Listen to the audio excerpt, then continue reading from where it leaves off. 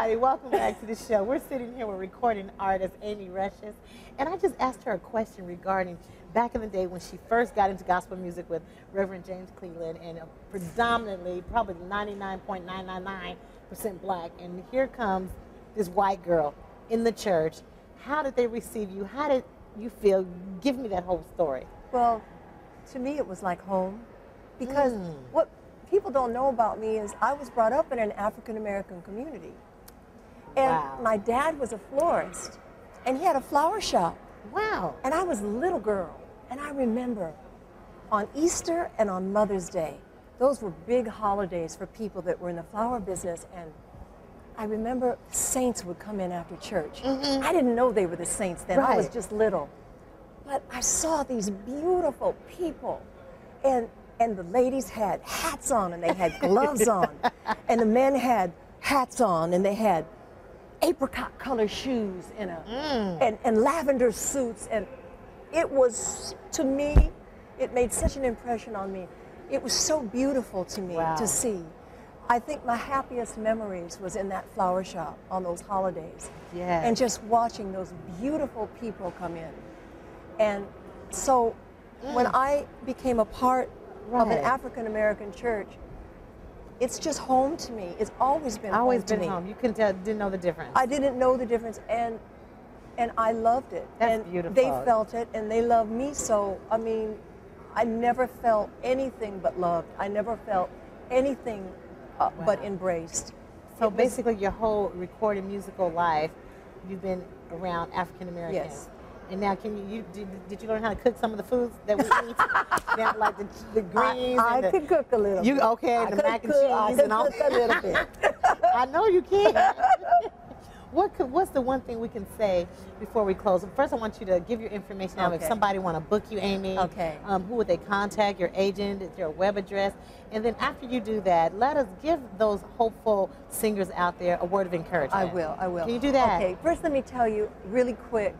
I've got a brand new album out. I just want to talk about it for a minute. It's called Testify. Kurt Carr produced it. Wow. It's my tribute to Reverend Timothy Wright. Yes. 10% of the proceeds will go to Save Africa's Children, which is a foundation that my bishop, Charles E. Blake, started. And when you buy this record, now you become a part of something bigger than you, and I'm a part of something bigger than me, and we have seed in Africa. So I'm encouraging you to pick up this project. And you can do it at www.amyrushes, AMIRUSHES.com. We've got everything there for you. It's also in the Christian bookstores. So one way or the other, go get the record. That's Bless great. you. Bless you. And a hopeful encourager. Those out there who wants to sing and they're trying to sing and they're getting all these blockage and hurdles that they got to cross over, and they probably feel like, they can't do this. Little is much when God is in it. You know, you don't have to have a whole lot to start. I started with 2 songs on a track. I didn't even have a vocal. I had those 2 songs, and I would go to church, when they would ask me to come and sing with my little tracks. And one day God said, use what you have in your house. Come on. What did God say to Moses? What is that in your hand? Yes. Use what you have in your house. And I did. And I put a vocal on it and packaged it to make it look like the best thing out there. And I cast my bread upon the water. It was just 2 songs. That's all I had. And I stepped out and I found out, and that's what you can do too. Use what you have in your hand. Make it look as the best that you can do it, and watch God reward your faithfulness and your obedience. Because he says if you're faithful in a little bit, he'll make you ruler over a whole lot. Don't let anybody tell you that you have to have a full project. I didn't start with a full project. I started with a single.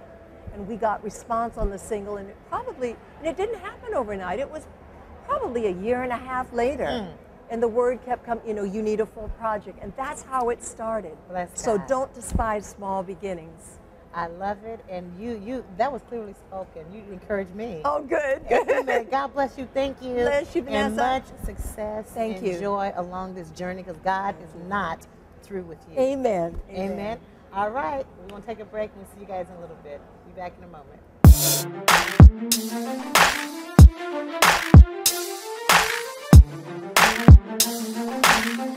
Hi everybody, welcome back to the Vanessa Wallace Show. We are live here in Cincinnati, Ohio at the beautiful Duke Energy Center. I have the honor and privilege to interview this wonderful gentleman right next to me. He is the host and executive producer for Rejoice in the Word, Bishop Greg Davis. How you doing, Bishop? I am excellent. Good to be here. Great, great. So tell me about, first of all, tell me about your job. What do you do at the Word? I am the host of their premier show, Rejoice in the Word, 2.5 years now.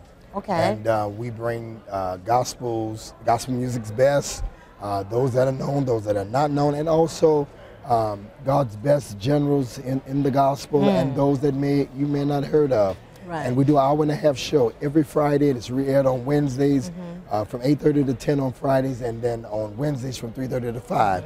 And in starting, we didn't know it was going to be as successful as it is, but it's the talk of the town. Yeah, right. So have you, as far as the Gospel Music Workshop of America, have you been here I've been several here times? over 30 years. Over 30 years, I've been a really? part, yes. So Wow. I've come back home to the workshop to bring my show. We're going to be taping all week long behind the scenes, and we're going to show it on our show later on. Okay. And so I'm at home. So I believe when something gives you a platform earlier in your life, you're supposed to come back and say thank you. So this is my saying thank you. So how have the Gospel Music Workshop impacted your life?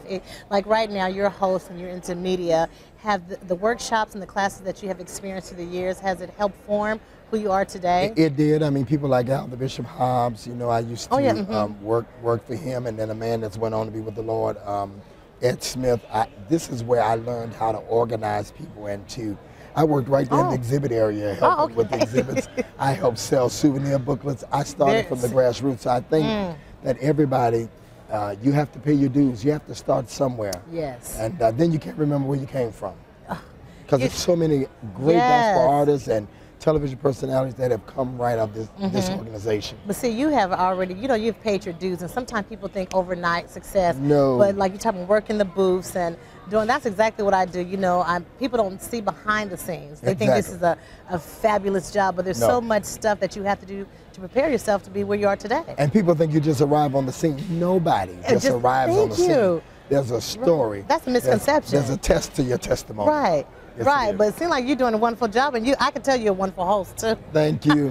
You have that personality, a little charisma going on. Thank you so much. I appreciate it. We thank God for what you're doing. Thank you so much. Because we're all getting the gospel out in our various vineyards, and just thank God for Tacoma. Well, you know, and those of you that are in Tacoma, y'all watch the Word Network. That's right. But you know, that's one of the places I would love to be with, the Word. That's going to happen one day. Well, when you're faithful of a few things, God will make you ruler. I was at another network, and the owner saw me doing what I was doing and came and grabbed me. And yes. So you just got to be faithful. So you just gave me hope right there. Oh, there's hope. Thank you, Bishop. That's always hope. Bless you. All right, and God bless you. Thank you for letting me join you for today. I know you're a very busy man, but I am honored, okay? Thank you. All right, thank you so much. This is it. We will be back on tonight to see the musicals and meet some more people here at the Gospel Music Workshop of America. God bless you. Hi, everybody. Welcome to the Vanessa Wallace Show. We are live here in Cincinnati, Ohio at the Duke Energy Center. And I am so privileged to have the next gentleman that I will introduce to you all out there. This man is the president of the Gospel Announcers Guild. This is, as you all know, this is my first time coming to the Gospel Music Workshop of America. And what we have to do, of course, here on the Vanessa Wallace Show, we have to take our break. And when we take our break, we're going to come back and speak to Al, the Bishop Hobbs, in a moment. Be back in 1 second.